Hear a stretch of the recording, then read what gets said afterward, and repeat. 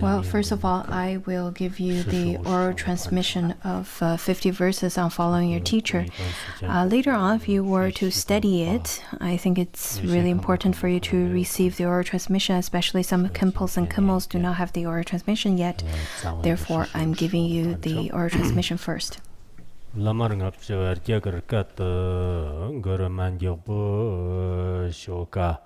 Bishaka worked of Lamarngapche Babchum than the Dorji. Senhua la Shamzerlo, Hardon Dorji, Senhui on Neto Vicur, Lami Javki, Pamochevision. Tudshiti, Tibetan Ban, Trimiter, Gidam, Le Somba, Dordi Shapan, then keep him Yambreki, Wonkerum Shoto, Dorji, Logon Lana, Tivision, Chojin Jitin, Kamjibe, Tirzum Dana, Moon Chamsar. Chogda tape tiksam da kirkur me to che tar me tombab lama nimkar jang javlav shewo shewo kimba gam no sarva la jikten mo par pong shir tambi chula tamchula som dan darte terjing zambi vlo sha dan tappa tang dawa tang tonji sha sohnim kar terjig chanji kunsharte chiksha tamba manler pang Lama tang no loma tang somber tamsig nyamgir ve hwawo tambu lokhon dang lobmim jer aftagbra sha lordun lobme lamar no nyarje me chang chola de khang shang chigla ma dam dang dom dam chebr mafsha wu tan jang tarla lotur dam zordan changla yorje med shngag dang jikki jongwa shi nyang tser dan jang tan chum ke Teni the China Yonsa Shi, Kirnkurun Ripi, Lelam Care, Narshat Pai, Jorashi, Rapta, Zhejiang Wang, Botter, Tenjim Gumbo, Samshin, Lomar Kirne, Nina, Sandje Tamchi, Nibena, Dinner, Dr. Dummer and Top, Slogon Lanner Mopati, Yamdang, Sevi, Nanam Dang, Dondang Ramdang, Tignam Gear, Monchin Ten and Chiveran Gear. Rijarbo me dang zhirdig dang, che dang kanzho shkunbo dang, don dang longzhen namki kyang, sadna semchang nyarwan zho. Namiyang shlogon takki na kunda sem chig mafsharte, karter mongbar shijir na nyarwa ngibaran tseparan gir. Narmin la sogon jigirung nyarwa tamba kanyan ba, shlogon lanar mopar nam ter nang nibar. Yang tak shat tevin bapa tamche chik dorjir logon lochu chik gewa rabta mavzhong namyar mapar mavshiyo lama kipchi lama lana kipchi yon jisam tambar vjimbar vsha dina rimso nopar nam shirjam jongor mangyaro ranga tamchik logon vjinman wadang chongma dang rang shchok ki kyang temshi na longshud goyowa chmuchik go Kamshir Karwa Shiana, Jamyang Parian Nikavi, Sandye Nityam Sund, Tsenda Nila, Terror Sheda, Stagda Ranga Tamchu, Stagda Tevjang Shabam, Stagda Lama Yang, Lion Brandana Sandye Kandanja, Mazuten and Dopai, Jones the Yugon Kandang Kang, Shin the Cabran, Gerana, Tedang Ten of Lamar Jin, Tevjin Sandye Tamchil, Stagda Shin by Newton Yer. Devshin sonum tsogyin te, tsogle nguchum chogdan gir. Dewe lubma nyarjiyaktung tsuchum zope yondarandan slogon dana dorjin zan tatat parna maftakko. Churtin shiginji diginjig pe, dribma gombar mafsha na, lamdang standang zhomba so gom mafsha war muchokku. Lodru jimbo tag gasim gi lamib gana batem nyan.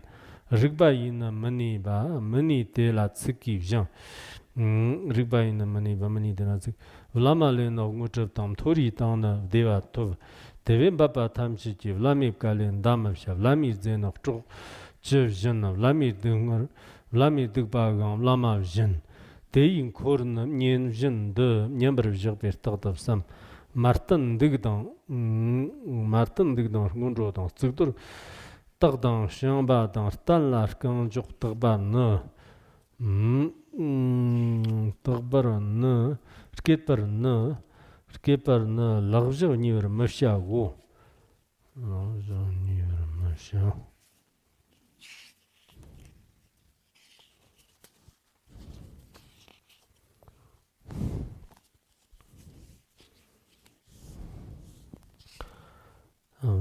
Lama Tagna Lamba Nanyardang Dikbar Mafshagor, Tagda Te Shagalar, Damke Pusum, Sokber Jim, Chirmala Sokn Doratan, Tanlar, Gangjok, Jongwadan, Chagdang Super Magata, Lamim Dunda Mafshago. Okay, so that's the first part of the oral transmission, and I'll give you the rest of the oral transmission tomorrow. So now I'm going to give you the oral transmission of transforming suffering and happiness into enlightenment.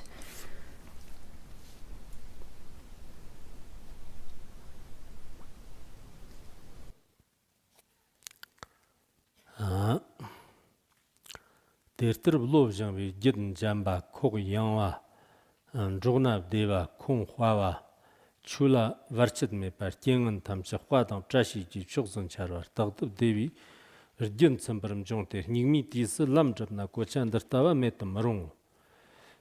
Tse Zeri Dunger Mepi Wanger, Dunger Jan Namjang, Ramagmalak Cha Longwar Tavern Jor Mazat, Nat Sokjang Parcher Ranokson Jorter, Ngunji Tambe Kanglagang, Magawatan, Yedmuteva Mavshipi, Sim Manchigpa, De Manchigpe, Rlong Manchig, De Wanga, Likim Jongwa Zhanyang Manchig, Di Yang, Sim Manchigba, Lasokba, Devin Korlo, Korver Somba Tang. Stavon Garma Chanla, Shernam, Alagni Partarda, Jigbi Ramjan Chanlan, Jernam di Alakzar Lajan, Ngang Tambarnam, Tabrak Gavrak, Somba La, Sobe Shibr Shaw. Terterm Keban, Tirdik Tamchis, Semla Rugly Brum Tony, Deskit Simgistan and Sorte, Stitchi Gitsok Rangla, Sanwe, Shirula, Malishan, Semchan Dan Semchan Mayin Bernopa, Kunki Jamzor Mebada, Chivat Sayang, Jis, Janwa La, Soba Yende, Tir Tagda, and Chivit Sayang Jisum Janwa Yende, Tir Tagda, Ramantoba, you know. Shanchib Senwa Chutamchib Devin on be Tangin Zanyang, the Tauba, you know.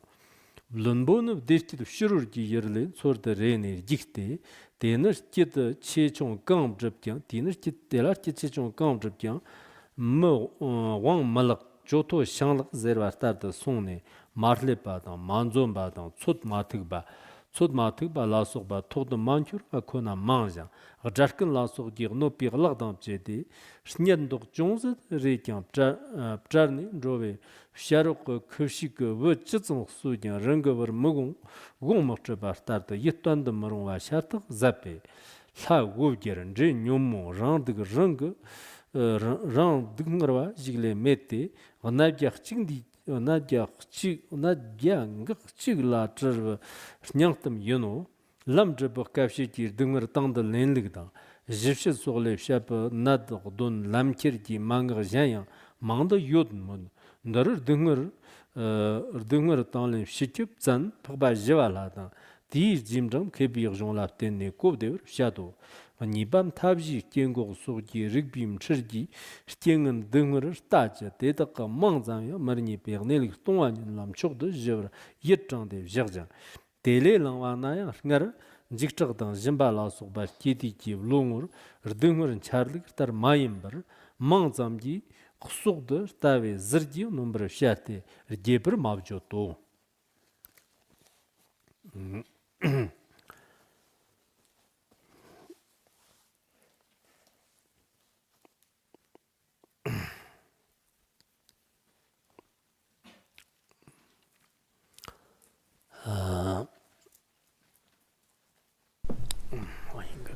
I should have generated bodhicitta at the beginning, but let's generate the supreme bodhicitta in order to liberate all sentient beings. So let's continue today on the teaching of transforming suffering and happiness into enlightenment. As we've studied yesterday, in our daily life, in fact, there are circumstances that is unwanted and unfavorable, and to such situations we usually generate suffering, or we have suffering during such circumstances, and vice versa. I think by now you would probably know that whatever things that we're facing, whatever circumstances we're facing, let it be harmful or unbeneficial if you continuously to perceive circumstances in such a way, then it will become the cause of suffering. But whatever things happens outside, and if we were to view it as meritorious or as beneficial, then slowly they will become the causes of happiness. Therefore, in terms of their circumstances, let it be favorable or not, in fact, it is then how your mind grasps to it, or how your mind would perceive it. This is, in fact, quite important. Because, for example, initially, we do not want suffering, and we all want happiness, we all want favorable conditions. But if you were to perceive suffering as meaningful and valuable, though on cursory inspection, it may be quite difficult to accept. But once you can do that, then it will be beneficial. This is really just how people would perceive it differently. Just as in a same busy city, there are people who really like busy city and who loves distractions, and then they would perceive this kind of busy city that is preoccupied with so many things as beneficial, not suffering at all. But there are people who really enjoy being quiet. They like solitude. In such a way, such kind of busy city is really a cause for their suffering. Similar principle would apply to a quiet cave, a retreat cave. Therefore, to the same kind of situation, but two people would have very different view on it if they were to have very different way of perceiving it or different graspings. Therefore, favorable or unfavorable circumstances, it really depends on how you would have your preference. Such as the Asians, when they look at Africans, it would occur to them that the look would be rather strange, and vice versa. So there is really no particular existent particle on the circumstances, because if there were, then whomsoever to view it, they would come with the same conclusion, but that doesn't happen. So this is the profound teaching that's given in Buddhism. In this kind of profound teaching, in fact, there are people who don't really have deep connection with, and then, of course, they won't be able to understand it. But for those of you who can engage in contemplation of such teaching, then you will find out that this kind of teaching is, in fact, irrefutable. And it is truth. So we should contemplate upon it often. Traditionally, suffering is suffering, and happiness is happiness. Of course, this kind of happiness and suffering happens or occurs because of the external circumstances. That's a traditional view. But if we were to look at it from a different perspective, of course, there is still happiness and suffering that is brought by the external circumstances. However, the core of suffering and happiness is, in fact, our mind. So I hope the classes these days, transforming suffering and happiness into enlightenment, could be beneficial to you in such a way. Of course, I could have taught it in a really brief sense, where it probably only takes 1 or 2 classes and I'll be able to finish the whole text. But I taught rather quite extensively because we live in this city with lots of confusion. And if you were to encounter this essential teachings in your lifetime, whatever suffering occurs in your life, you will be able to accept it with grace. So this kind of teachings, in fact, is the most useful out of all the knowledge you can acquire in this worldly life. Why is that? Because the Eastern knowledge or the West, in fact, there are very little that could ease our suffering. All the way from elementary school to university or to a doctorate study, or maybe you go abroad to study and so on. All the knowledge you acquire, in fact, lots of them are the basis or are the foundation for you to grow desire, hatred, and ignorance. In such a way, all the knowledge not only bring you happiness. In fact, it not only will not bring you happiness, it will bring you suffering. So in such a way, are those knowledge valuable? So we can compare and look at the classes that we've been learning in on this text. And if we were to contemplate and practice upon it, then I think the profound teachings within this text would benefit you greatly in this lifetime. Why is that? It is because this is really the core or the essence of the relative teaching. But of course, you need a key to open up this core teaching, and that key is the key of lineage master. If you do not have this, but you only read and only listen to one class, I think it would be very difficult for you to actually taste the profound flavor of this Dharma teaching. The teachings from yesterday, if you were to only look at the words without deep contemplation and exploration and practice, then it would be difficult to understand. It would be difficult to grasp its meaning. However, if you do so, then you will be able to recognize that all the things, the happy and unhappy, the favorable or not, majority of them, in fact, are based on your own mind instead of the external circumstances. So over here, now let's continue. With this kind of training, then our mind and character will become more peaceful and more gentle. Buddhist or not, if your mind is not tamed at all, if it's not gentle at all, if it is full of volatility, afflictions, anxiety, sensitivity, or frailty, all of those negative emotions, then it would be not beneficial at all.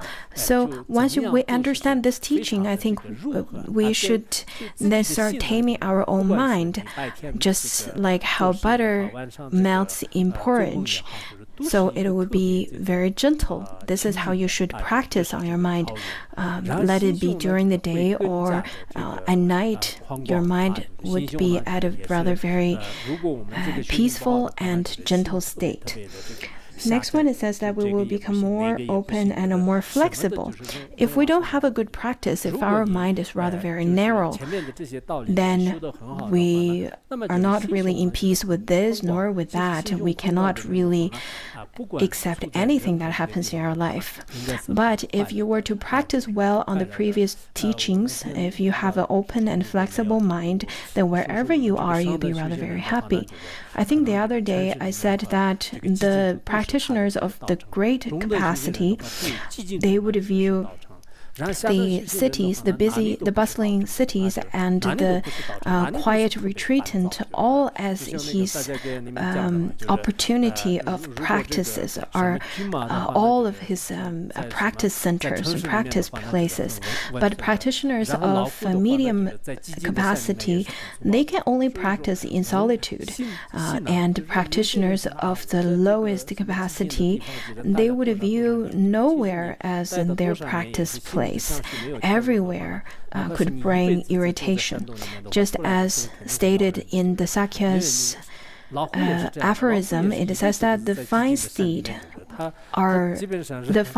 is tame even in bustling cities, but the tigers are still quite tough and quite irritable even in quiet mountains. Just like practitioner, doesn't matter how long you stayed in certain quiet places, if you don't practice on your mind, if your mind is not tamed, you will still come out and maybe beat people. There's a Japanese Zen master, his name's Zushu Soseki. He said that if there are afflictions in your own eye, if you have afflictions in your own eyes and mind, then you would view the 3,000-fold world being very narrow and congested. But if your mind is clear and spacious, and there's no affliction within, then even a mattress, a place that is as big as a mattress is already spacious enough. So if you have nothing that's burdening your mind, then that is really the best time and best season in human world. Then it will be easier to get along with. So if you keep this kind of training, whomsoever you're with, you can get along with them.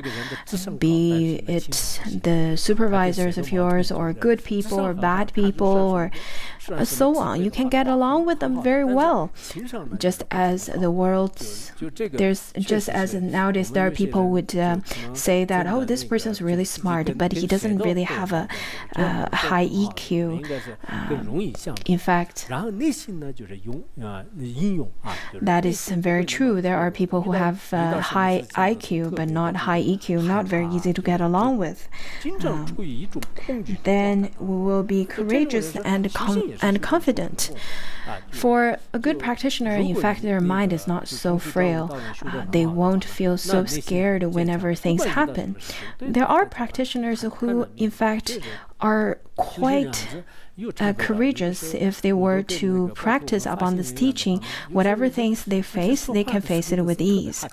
I think there's definitely a big difference between the ones who practice and who don't. Once I was talking to some volunteers, some staff member, and some of them you can definitely see that they're very skittish. They get scared very easily. They would look here and there. I don't know. They look really like some wild animals eating grass and being very much on guard.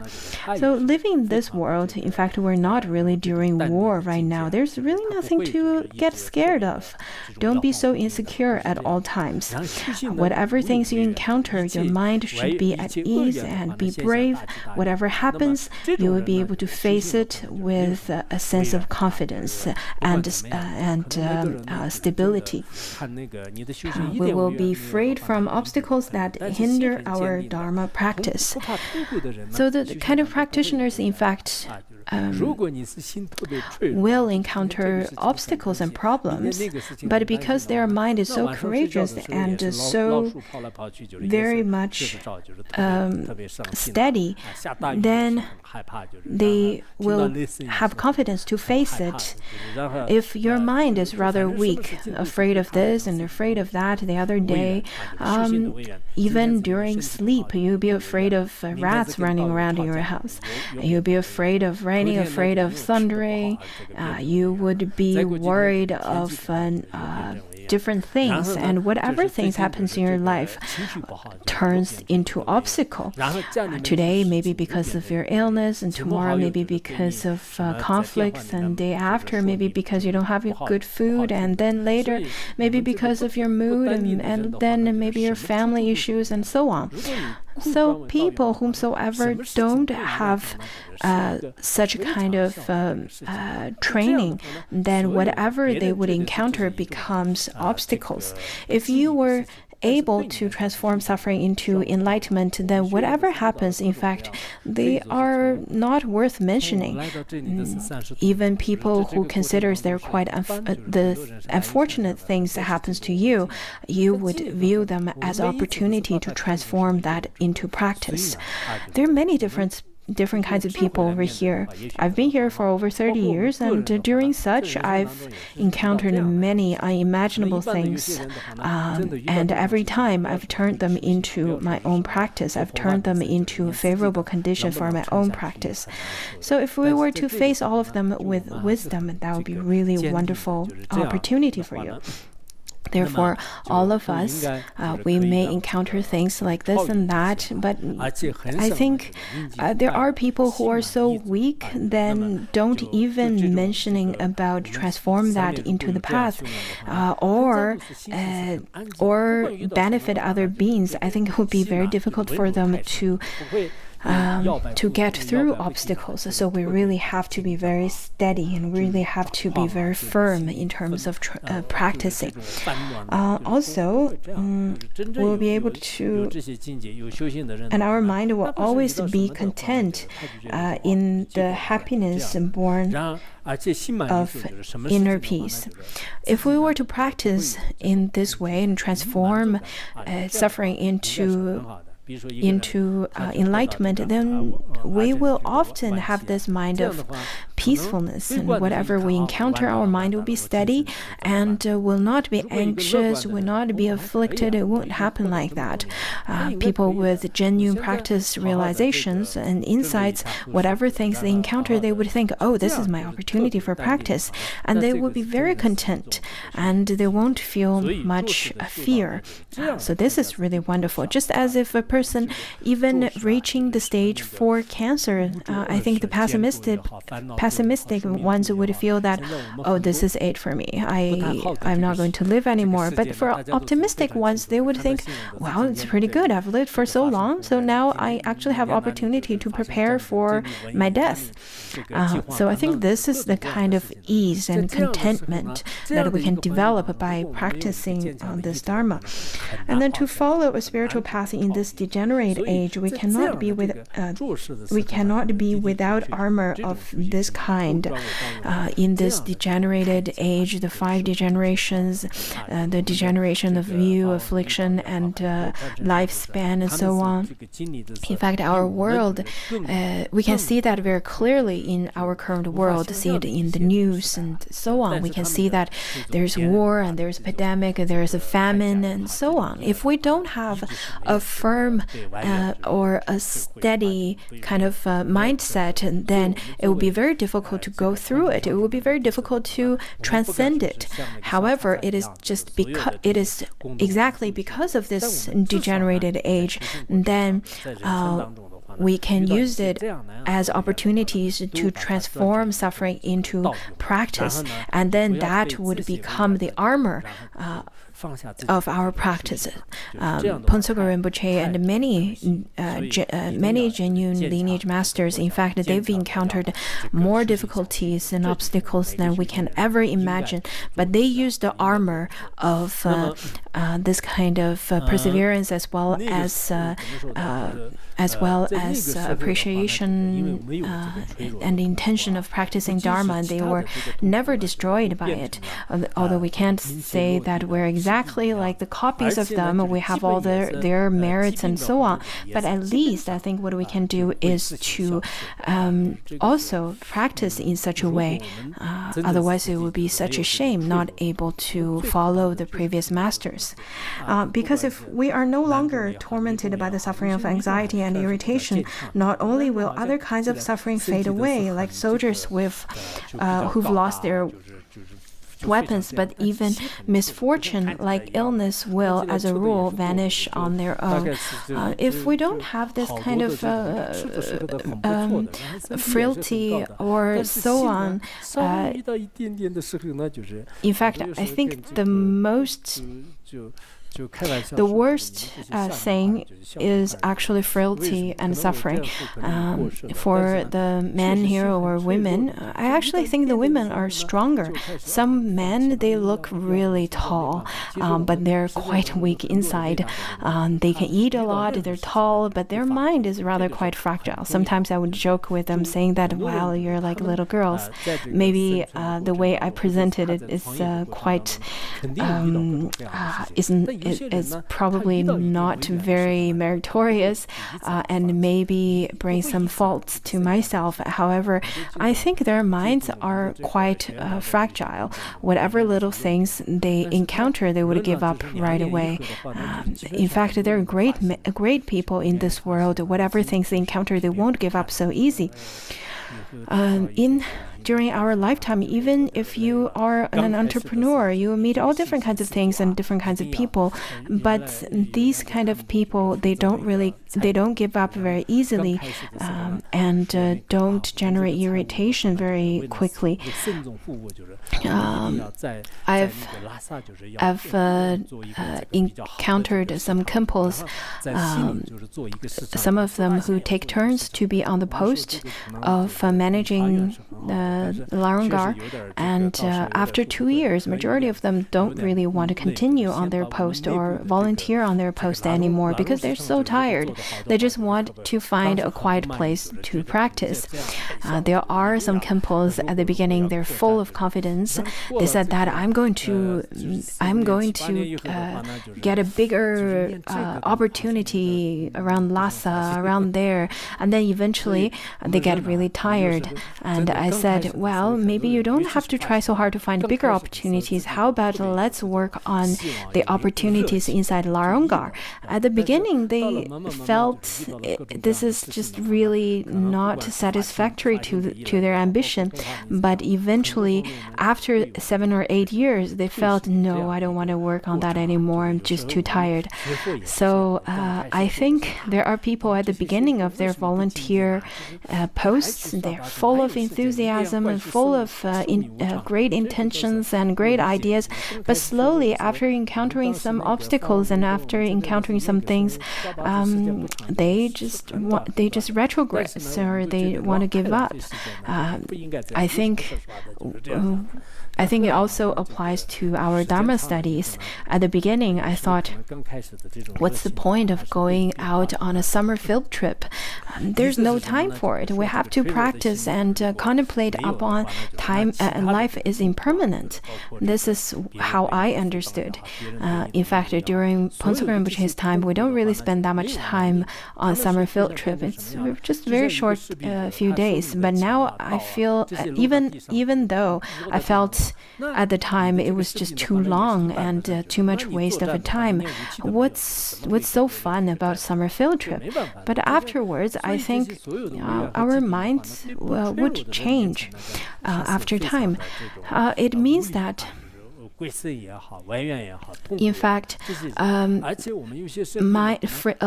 frail mind, let it be, whenever you're encountering suffering, let it be slandering or humiliation and so on. Once you encounter that, you would be completely helpless. You would have no power of fighting back anymore, just like how soldiers would drop all their weapons on the floor and there's nothing in their hands to fight the enemies. There are people who doesn't really want to go to hospital because once they get into hospital, they would ask, so what does this number mean? Am I going to die? Do I still have hope? And there are people who have a sense of ease and saying, that's okay. If my illness cannot be cured, then I'm ready at all times to die. I think this kind of mind at ease is in fact quite important.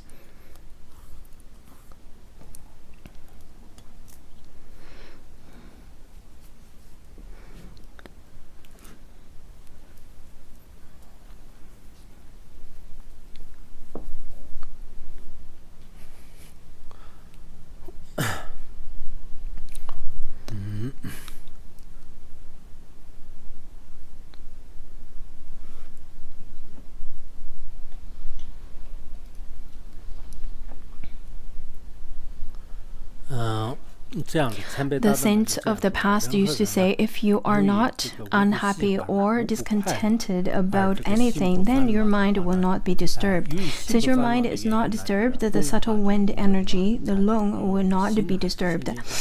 The mind means that the other elements of the body will not be disturbed either. As a result, your mind will not be disturbed, and so it goes, the wheel of constant happiness turns. So, because your lung, your wind in your body is not disturbed, then the other four elements will not be disturbed either. In fact, when we are not in a good mood, we can then watch ourselves. When we are disturbed, then we would breathe heavily, and that shows that the wind is disturbed.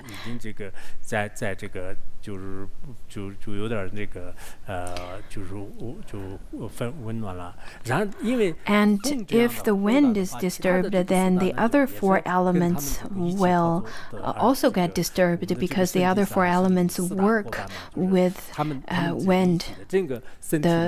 Our body is really our body has these four elements, which then makes our health decline as well.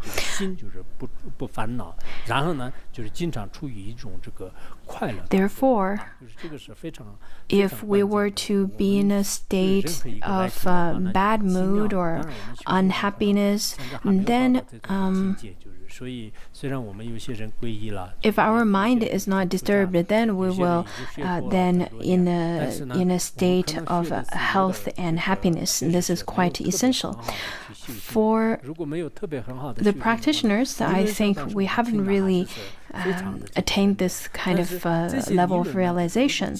But there are people, however, there are people who, after taking refuge, who got ordained and studied Dharma for many years, though you may have listened to many teachings and very carefully, but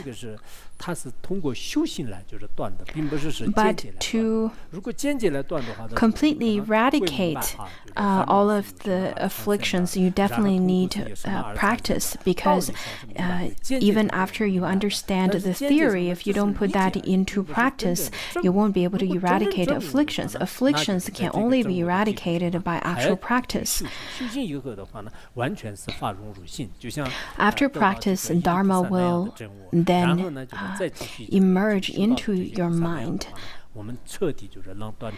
After attaining first bhumi, then you will be able to eradicate the afflictions.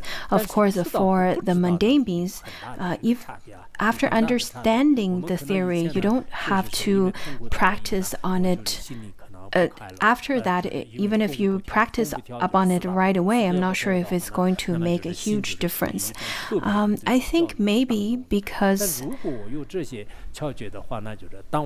maybe we got unhappy because of suffering, and then lead to the disturbance of wind and disturbance of the four elements, and then our mind would be in the state of anxiety.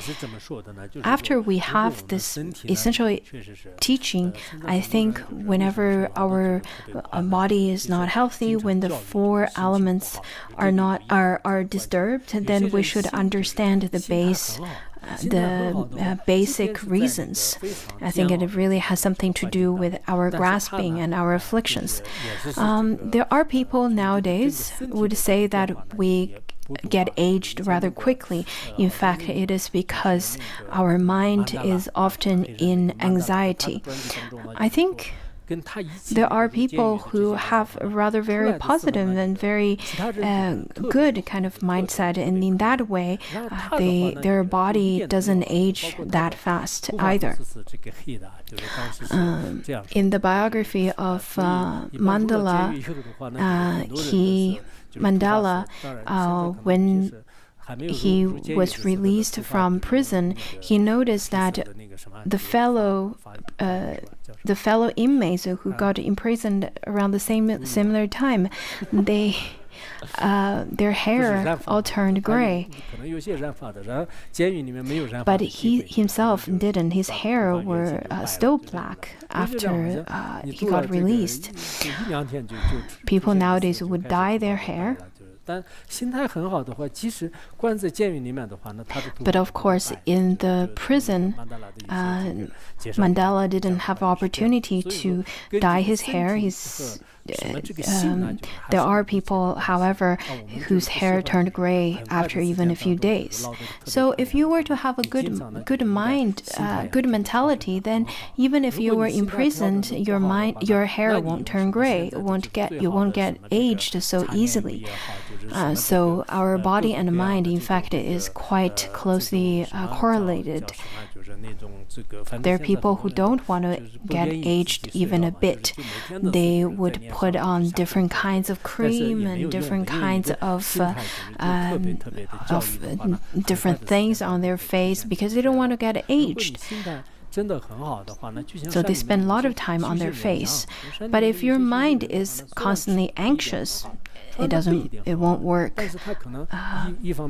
But if you were to have a really peaceful and calm mindset, just like the practitioners in mountains, they may not eat well, they may not dress up well, but maybe on one hand it is the nourishing from the mountains. On the other is because the mind is completely immersed with the Dharma.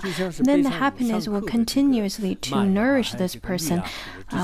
So this is really wonderful, and the mind will not be in a constant anxiety. And then it says that also horses and donkeys with sores on their backs are an easy prey for scavenging birds.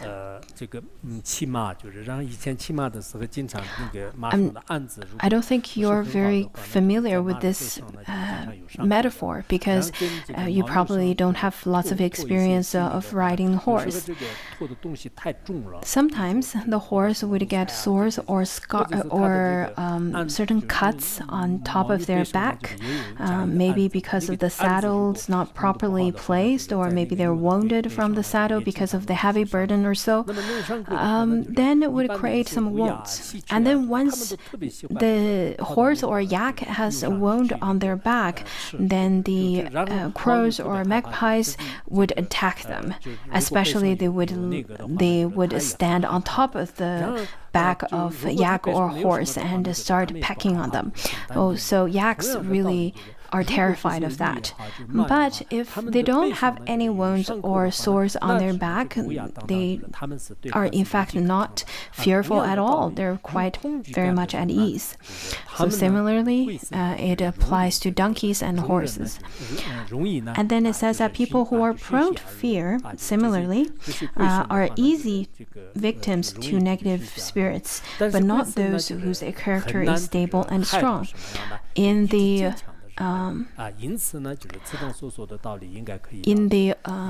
old selection of Apandana Sutra, it says that once 5 people traveled together, and halfway through they encountered some hailing and blowing, and it was very difficult for them to continue with their journey. And then at that night they stayed at an old monastery that is rather very much sketchy. And in that monastery, there's a vicious spirit living there.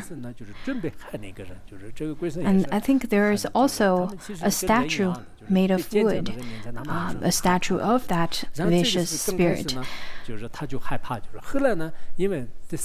At first, 4 out of the 5, they were not afraid of that spirit or that wooden statue at all. But one of them is very much scared of the vicious spirit. And then the spirit was ready to harm that particular one who's afraid of him. But then that person saw the other 4 people were not afraid at all and felt that, why should I feel scared? They're not scared at all. And then he started getting quite confident in himself as well. And then at that time, the vicious spirit doesn't have any opportunity to attack them at all. I think at the end, they also burned down the statue, and the spirit didn't harm them either.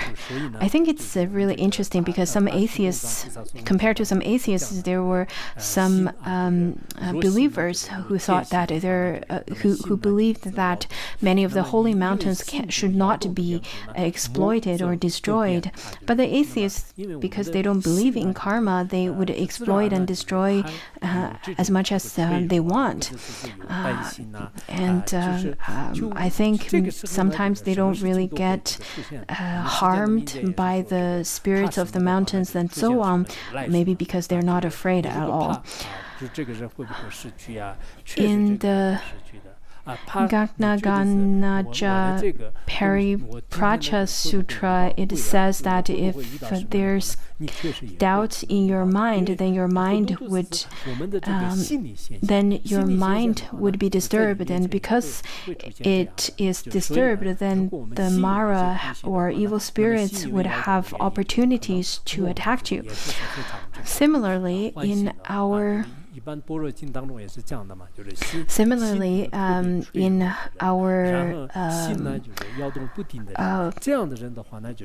idiom, or in our saying, folk saying, there's a common recognition that whatever you're afraid the most, you will eventually have to face it. I think this is really the manifestation of mind. If your mind disturbs because of doubts and fear, the Maras would very much appreciate it because it gives them opportunity. According to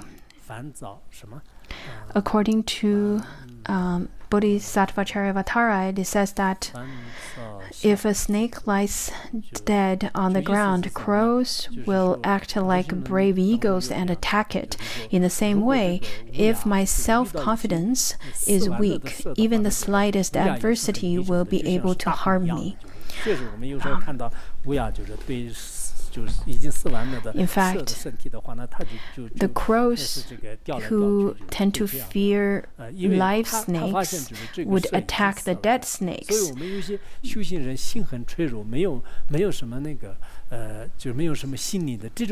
So for some practitioners, if you lack confidence, if you don't have inner strength, for this kind of people, even a little bit of adversity will completely destroy you.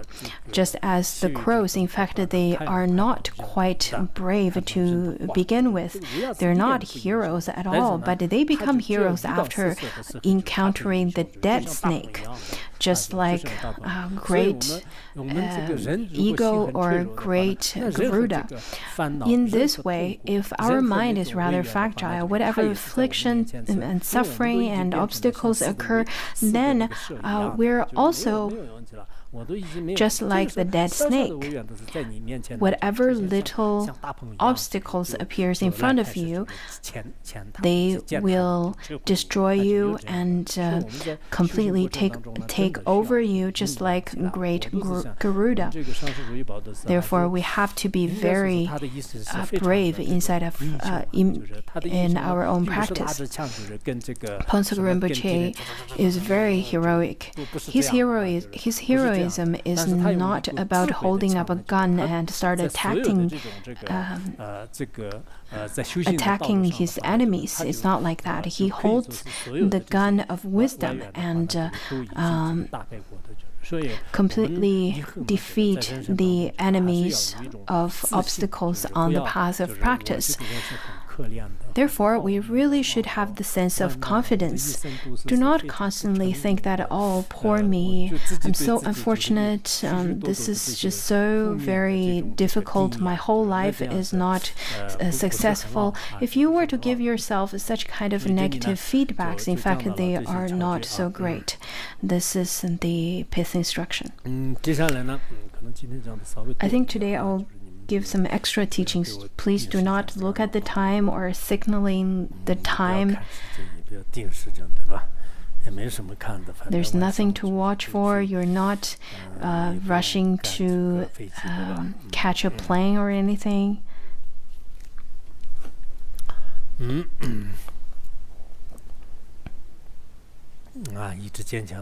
So it is says that for the confident and brave ones, even the Maras cannot harm them.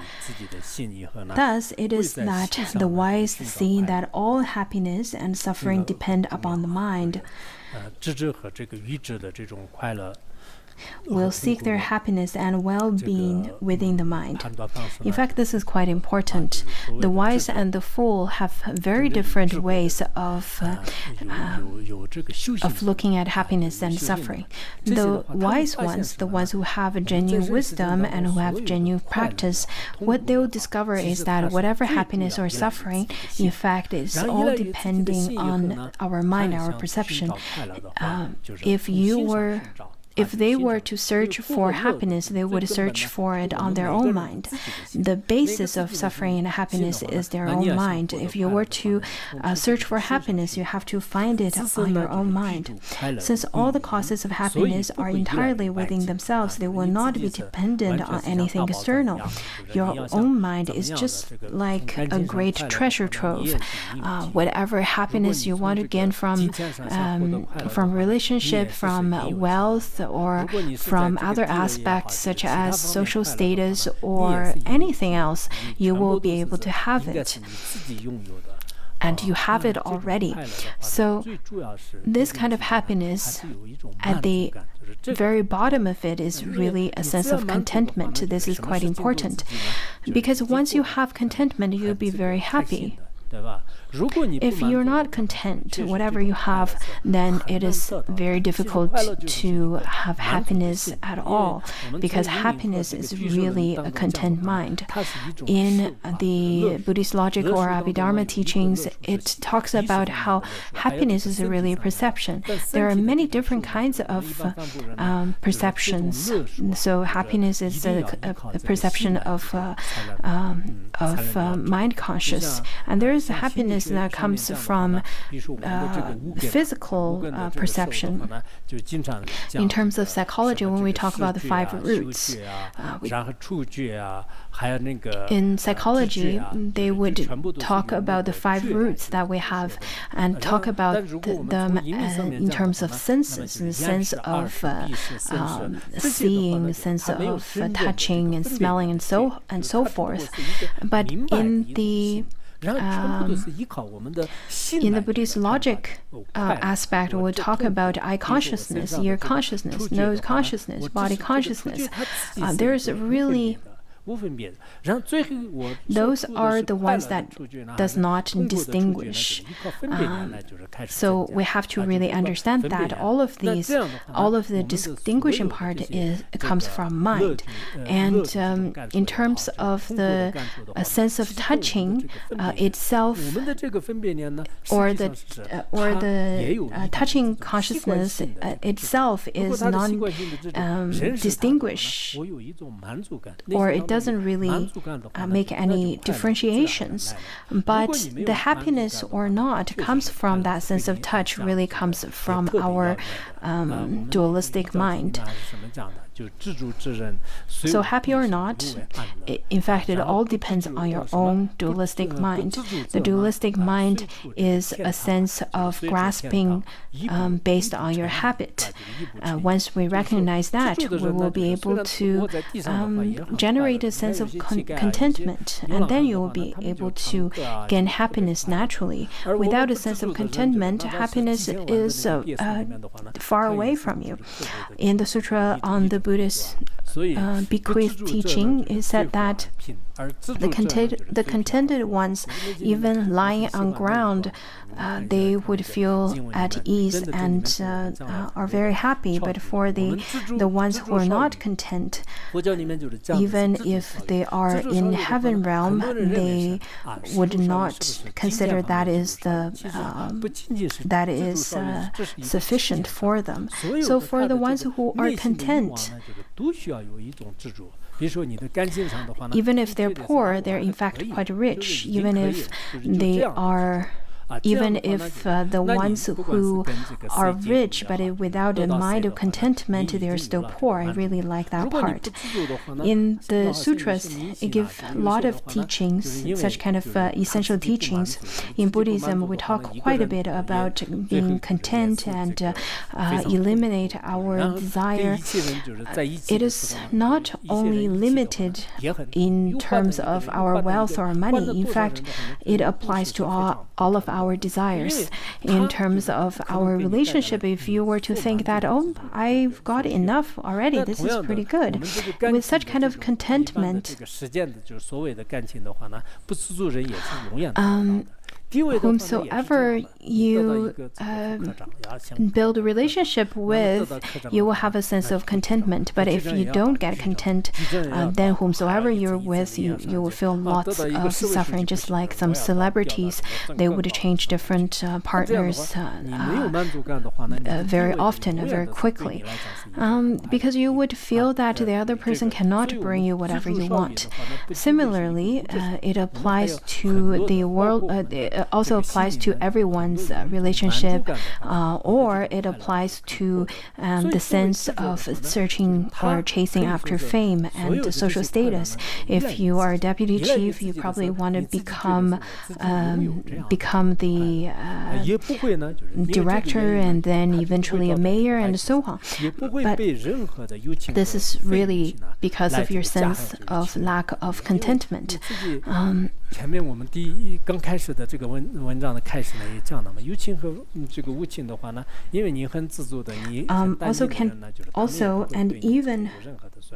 Also, then it says that since all causes of happiness are entirely within themselves, they will not be dependent on anything external, which means that nothing whatsoever, but be it sentient beings or anything else, can do them any harm. And even when they die, this attitude will follow, so that they will always be free in control. There are people who would feel that even at time of death, they would be happy. There are people, in fact, that they feel that they're okay with anything, just like some of our volunteers. They would say, okay, I can do this post. Oh, you don't want me to do it anymore? That's okay, I don't have to do it. You want me to go there? Sure, I'll do that. You want me to volunteer in this post? Okay, I'll do that. There are people who are very flexible in such a way, and they would feel quite content in either in whatever situations. They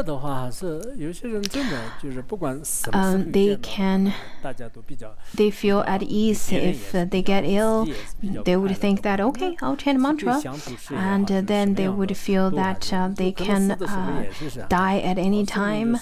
They would feel that in fact they're quite happy however, and whomsoever treat them in whatever way, their mind is quite flexible and very open, and in such a way, I think at any time they can attain happiness.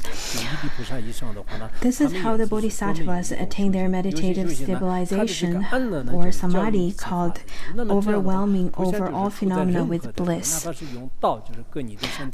Bodhisattvas, beyond the first bhumi, they have a special samadhi or meditative stabilization called overwhelming over all phenomena with bliss.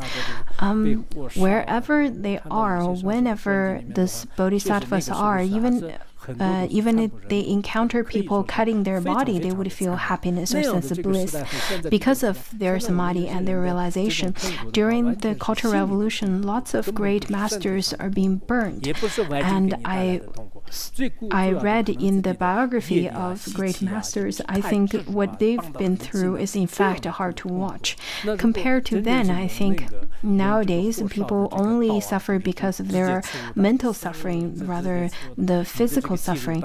And this kind of mental suffering is mainly because of your karma, your habitual pattern, your grasping, and so on.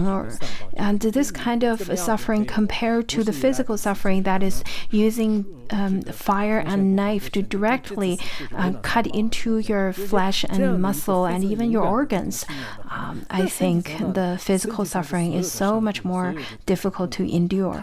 But the great masters, because they don't want to give up the three jewels, they would think in such a way that whatever you do, I will not give up the three jewels. I've offered my body, offered many bodies in the past lives to follow the three jewels, and therefore I will just offer my body to the three jewels. With this kind of brave mentality, with this kind of brave faith, whatever suffering comes on their physical body, they will be able to endure it. And those are the great life examples that we need to learn from. I think people can contemplate upon it. In fact, nowadays you really don't have lots of suffering, and whatever suffering that you consider is really painful is really not that painful. Sometimes I would contemplate upon how I would turn out when I get aged, and I contemplated on what's the worst situation I can be during my late years. And I think that the worst situation is either become a beggar or being locked in a prison. So after contemplating upon these two poorest or worst situations, I think there's really nothing that would make me suffer. It's really not that bad. Just as Milarepa said, because of the elimination of deluded mind, the mind is full of happiness, and there's happiness here and then, and everything is happiness for me. I cannot say that I'm at this level of realization, but with the blessings from three jewels and the practice and teachings from the great masters, I think I'm quite happy in whatever situation. Just as stated in the 7 points of mind training, it says that if my death is beneficial to the sentient beings, please grant me death. If my illness is beneficial to sentient beings, then please get me ill. If whatever situation is beneficial to the sentient beings, then I can endure any kind of circumstances. Atisha, it seems that his mind changes quite a bit as well, just as how my mind would probably also change in between in my lifetime. But I think the genuine direction and the principle is not going to change. So anyhow, to sum up, happiness is really reliant on yourself. If you depend on others to give you happiness, this is not very practical. This part talks about the wise ones. I think for the ones who want to practice transforming suffering and happiness into enlightenment, I really encourage you to read it every day. Temporarily, if you were to listen it today, it might be very difficult for you to transform it right away. You would still probably encounter suffering after class. But if you were to read little by little every single day and repeatedly reading it and continually reading it without letting this text departing your body, I think after 5 or 6 years, you will recognize that your condition has already changed, just like how people after taking certain medicine, they feel that they're much healthier than before. In fact, I read many different articles from psychologists from both West and East. Also, I read lots of theses from students from prestigious schools. However, I think that this kind of teaching is not taught in any of those. I'm not praising myself and slandering others. course, I genuinely think that the teachings are very meaningful. For great masters masters such as the Tenpe Nyima, they left such great essential teachings to the later disciples as well as scholars. I think it could be very beneficial to many. Unfortunately, we don't really have that many audience today. I get less and less attendance every day. I can't really do much about it because this is not Maha-Ati teaching after all. Maybe you don't want to listen to it. But if it was an Ati teaching, even if lots of you don't understand what I'm talking about, you would think, oh, look at me, I'm a great person listening to Maha-Ati. I must be quite Maha or quite great myself. To transform suffering and happiness into enlightenment, I don't have lots of suffering. To transform it? What's the point of transforming it? I'd rather sleep at home, you may think in such a way. I'm sure there are people who are listening right now but doing many different kinds of things. Maybe they're eating or cooking. Well, it's a very difficult text to understand to start with, even if you're very focused, and don't even mention if you are very distracted. And now we're going to talk about the foolish ones.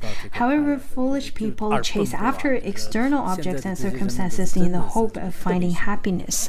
Many people, not 100%, but many people, I think we encounter them often, and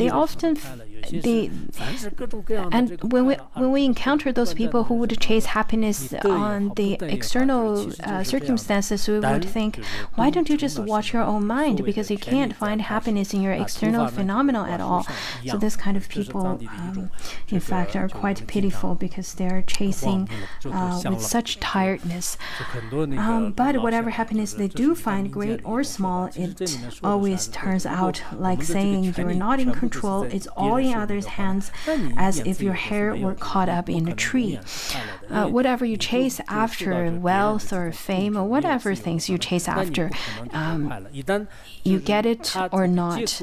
It's just as if your hair is caught up in a tree because you give the control of happiness to others and not yourself.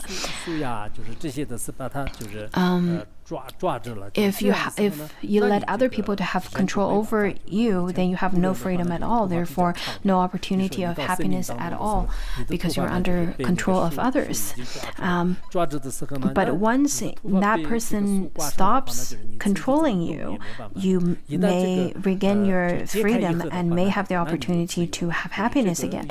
Similarly, if your hair is caught up in a tree, if you have long hair, especially in ancient times, then you can't move at all.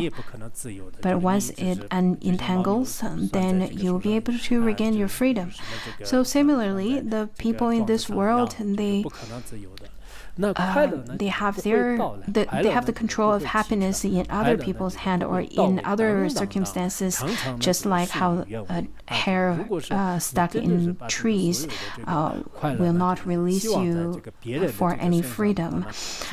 And then what you'd hoped for never comes to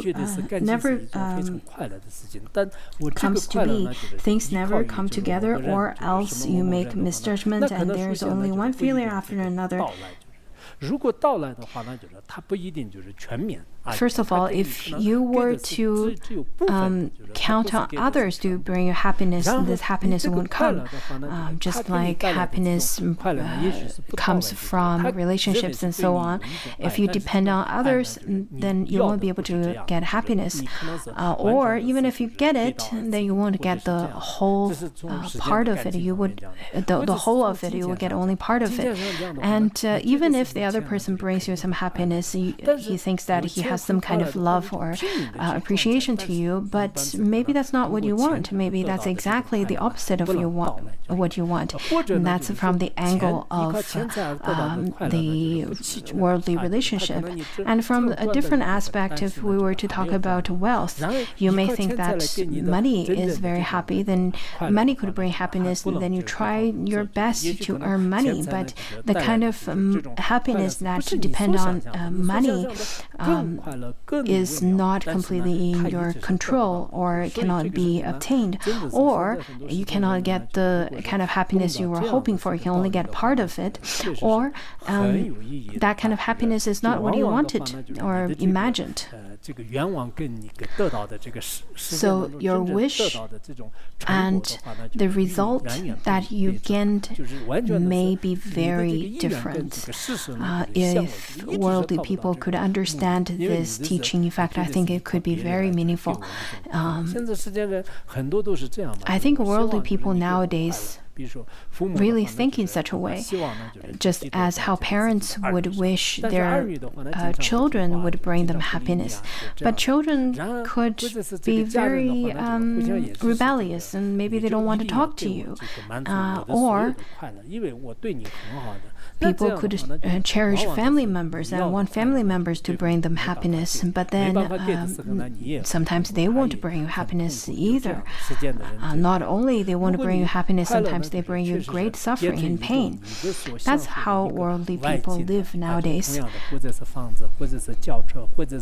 If the kind of happiness, such as whatever you consider is happy, such as having house, cars, and having opportunities to travel, are there actually happiness in those things? Well, I think there are partial happiness that happens, or in the external circumstances, but you cannot depend all your happiness upon the external circumstances. You should know that the majority part of happiness, in fact, comes from your own mind. If you were to tame your own mind and adjust your own mind, then you can transform the external circumstances as happiness as well. And in such a way, then maybe you will be able to gain happiness in this life, in this world. Otherwise, you won't be able to.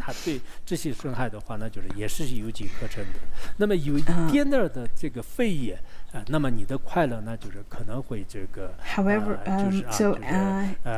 enemies and thieves have no trouble harming you, and even slightest false accusation will separate you from your happiness.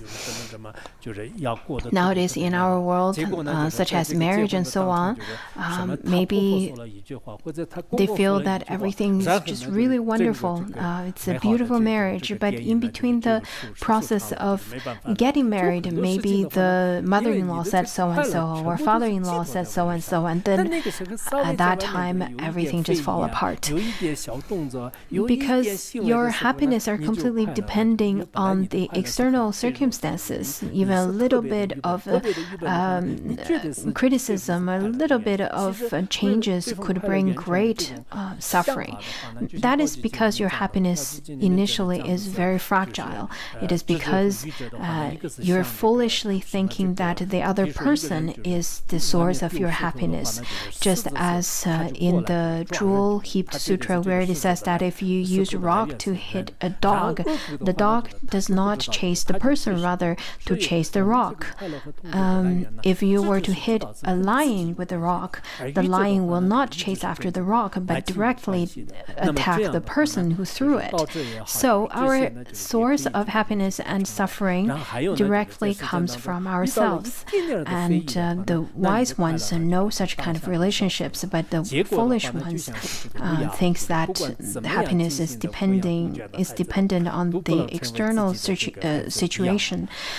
And in such a way, you really give others an opportunity to harm you and rid happiness from you. However much a crow looks after a baby cuckoo, it can never turn it into a baby crow. I think this is a really wonderful metaphor. We constantly think that external phenomena brings us happiness. In fact, this is very unrealistic. Just like how crows would try their best to feed the baby crows, but if there's a cuckoo bird that lives in the same nest, then even at the end of summer, even at the beginning of winter, the cuckoo bird would fly away. Cuckoo bird usually stays for the summer, but not winter. In the summer, they make really wonderful sounds. But once the cuckoo bird flies away, the mother crow would feel rather quite upset because he felt that was her child. And this metaphor talks about how we think that external phenomena brings us happiness, but in fact, they're only a little bit, not a complete of it. This is quite a supreme essential teaching. And then in the same way, if all your efforts are misguided and misguided and based on something unreliable, they will bring nothing but fatigue for gods, negative emotions for spirits, and suffering for yourself. The gods would feel that this person is just so foolish, I cannot help you. So the gods are fatigued from helping you or worrying about you. And then the spirits, in fact, they're not so compassionate, but even the spirits would have lots of negative afflictions or emotions or irritation, thinking about a foolish one for you. Even for the spirits, they normally don't have lots of empathy for human beings. They would think that, well, this person is just too foolish. In fact, the circumstances are just like the cuckoo bird.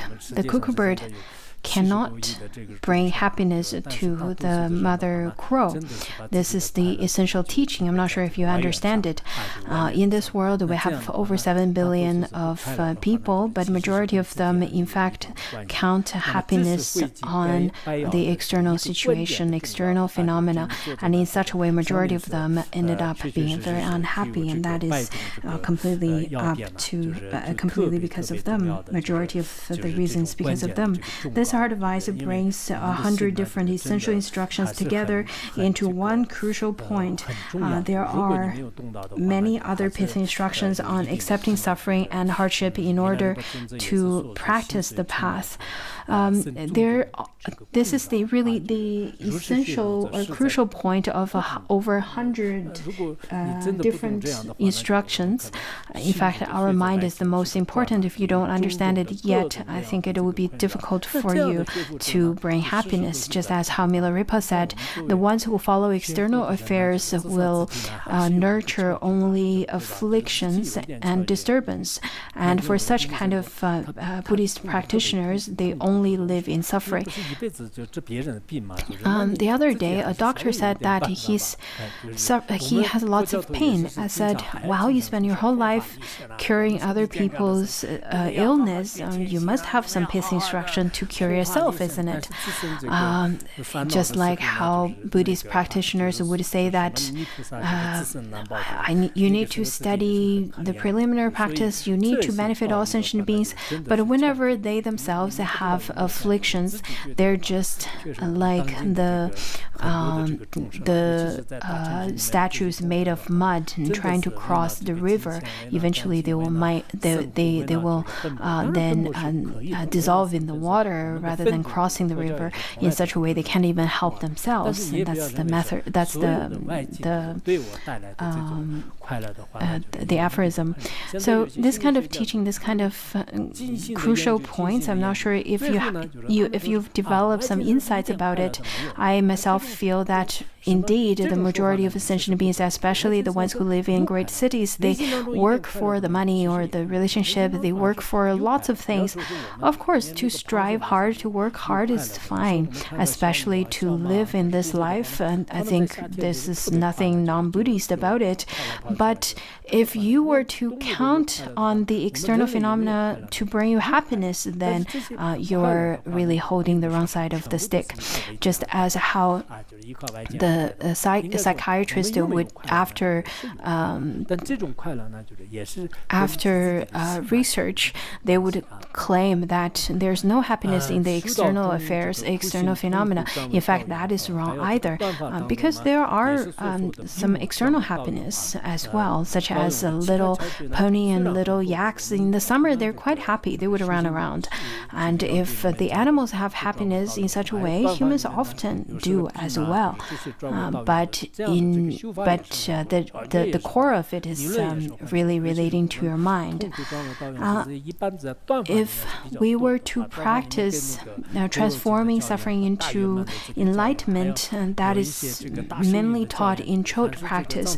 There are many different kind of profound teachings and profound pithy instructions, such as teachings in Mahāti and in Mahamudra, and so on, even in Prajnaparamita Sutra and so on. There are many teachings as such, but over here, I think that kind of pithy instructions is given in Bodhisattva Theravada as well, but over here the teachings are given more in a pithy instruction form. The teachings given by Atisha, Mipham, Rinpoche, Longchenpa, and so on, the great masters given teachings that is easy to understand, and that is very practical as well. So over here, those are the teachings given in terms of transforming suffering into enlightenment in a relative sense. So now we're talking about the second part, how to use happiness as path to enlightenment through absolute truth. How to use suffering as path of enlightenment through absolute truth. I think for the wise ones, just as if they were to travel, they would take some medicine just in case,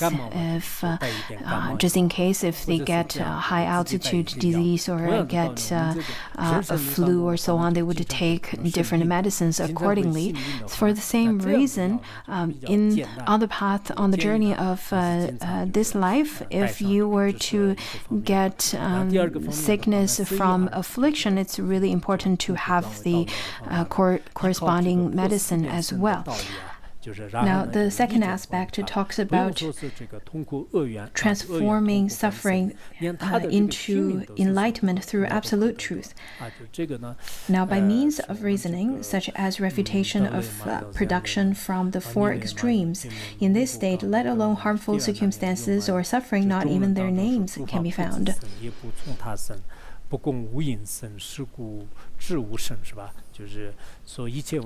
In the fundamental verses of Madhyamaka, where it says that no entity whatsoever are found anywhere that have a reason from themselves, from another, from both themselves and another, or from no cause at all.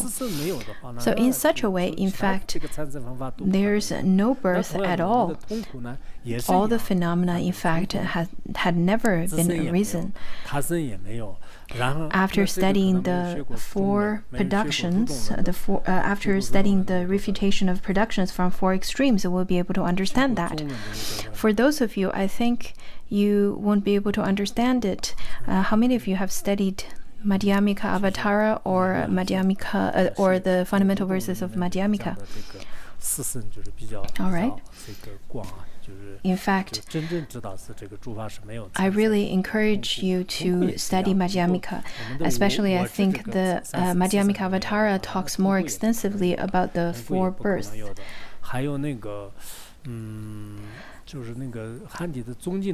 If you know that all phenomena had never arisen, the same applies to suffering.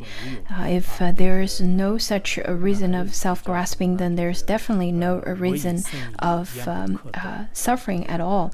In the mind mirror, the Chinese Buddhism text, where it talks about also both in relative and in absolute truth, where it says that all of the virtuous and vicious will cause fruition, will have the result of karma. But that is in relative world. In the absolute aspect, there is nothing to obtain. So through many teachings and many refutations and so on, you'll be able to understand, in fact, no phenomena is ever arisen in the absolute truth. In the Chittamatra school, in the mind-only school, where it talks about the irreducible partless particle cannot arise, nor does the mind that it cannot be subdivided. Longchenpa's text of wish-granting treasury in the 12th chapter, where it talks about methods, many methods about investigating on the duration of time. One of them, it talks about how in the room that is illuminated by the sunlight. In fact, the sunlight and shadow are also considered as a partless particle. So if there are 100 particles and I'm standing over here and shooting an arrow, if the arrow goes through the 100 particles that is within this room, then can you say that there is a duration of time that passed in this process? If you can say there is a duration, if there is no duration, then you're basically saying that even a kalpa had become an instant. If there is a duration, then it means that all the particles that it went through, in fact, it is no longer partless but divisible particles. Some of them are closer to you and some of them are further away from you. So this is how to investigate on that. Another way of looking at the indivisibility of your mind. For example, I'm standing here, I have two people over here, and there's a person A and the other one is a person B. So I have two people standing in front of me. And in that one instant, if in my mind I have this thought that this is A and the other one is B, in fact, it is no longer one instant anymore, and it must be two instants. Why is that? Because at the moment where I recognize that this is A, that mind must correspondingly have another recognition of the other one is B. Then in such a way, it is no longer in one instant, because at the first instant I recognize A, there must be another instant I recognize the other person is B. So in such a way, it becomes two instant rather than you recognize both in one instant. If you were to say there's no duration of time in such one instant, then the one kalpa then becomes one instant. If you were to say there is duration of recognizing A and B, then in fact you are basically saying that the instant also has the one that is closer to you, or the other instant that is closer to be later time period. So in such a way, we'll recognize that, in fact, recognizing A and B in that one instant, instead of thinking that there is nothing to divide in that one instant, but if you were to delve into investigation, you can divide it into many. At the beginning, you would recognize that in one instant, I saw both A and B standing there, but in fact, it then split into two instants, and two instants can be split into 4 and into 1,000, into uncountable numerous instants. And then at the end, it seems that your mind cannot be obtained in that so-called instant. in the treasury of wish, in the wish granting treasury, in fact, there are many methods about that, about this kind of investigation. In the fundamental wisdom of middle way, or ornaments of middle way, as well as 60 verses on reasoning, 70 verses on emptiness, and so on, there's so many different kinds of supreme ways of investigating. At the end, you'll be able to understand that, in fact, all of the phenomena cannot be obtained in the absolute truth. Everything is dreamlike, illusion-like. After obtaining this kind of view, you can abide in it. So I think that lots of young people, I know you've read a lot and studied a lot. For those of you who have a genuine ability to investigate, to analyze, I really suggest you to study more Madhyamaka and Buddhist logic. In such a way, I think it would be easy for you to eliminate your dualistic thoughts. I think worldly people nowadays, they have all kinds of dualistic thinkings.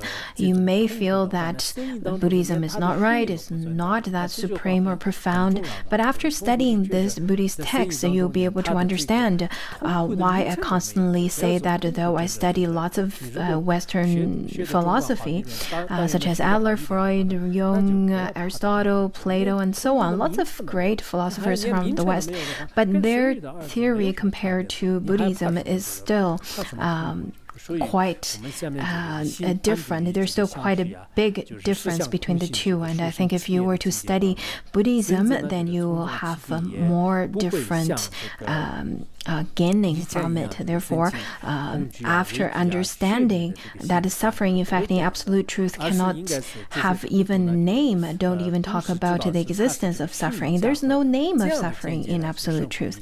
So for those of you who studied Madhyamaka or Mahāti really well, you don't have to be scared of suffering at all. There's no name of suffering either. It's just like a child of a barren woman. What are you afraid of? So even when you in this state, even when you come out of this state, it's not like before when suffering arose in your mind and you would react with dread and lack of confidence. Now you can overcome it by viewing it as unreal and nothing but label. I think over here the author did not talk about the investigation in the absolute truth, such as the methods that's used in Madhyamaka or the way of abiding in Mahāti or pith instruction in Mahamudra and so on. He just basically talked about it very briefly. But this is quite profound, because after investigating in the absolute truth, you won't be able to get even the name of suffering. And when I read it, I think it's really profound, although it's really short. In the absolute truth, don't even talk about suffering. There's no name of suffering. I think this is such a wonderful teaching. I've learned lots of Madhyamaka. In Madhyamaka method, if you were to investigate suffering, there is no name of suffering. There's no name of suffering that can be obtained. Then there's no intrinsic existent nature of suffering. Then it's just nothing other than the child of a barren woman. Today we then talked quite a bit about this. If you can actually find there's an existent suffering that exists in you, for those of you, if you can actually find it, I will reward you with something really nice. Can you find it? If you cannot find the name of suffering in the truth, in the absolute truth, without the name of suffering, what are we afraid of? What are we suffering from? Then in such a way to eliminate or to when suffering when the battle of suffering is no longer difficult, isn't it? In the absolute truth, there's no name of suffering. Is there suffering itself that existing?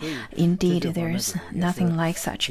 When I read it, although I often study and read over in Madhyamaka, it is similar to it, but over the 20-30 years, I study it every year, and every year I feel that I really understood. And this particular sentence and this particular teaching is very beneficial to me. So if you say that you can't if you can't find the existent suffering, I guess because you don't want to get my reward. If you were able to find it, I'll give to you my teacup, my mug, actually. Well, very good. So I think those of you are really good at Madhyamaka study. So that's wonderful. No suffering is even better. Let's be happy, okay? It's a little bit late today. And tomorrow and the day after, we will have classes on both of the days.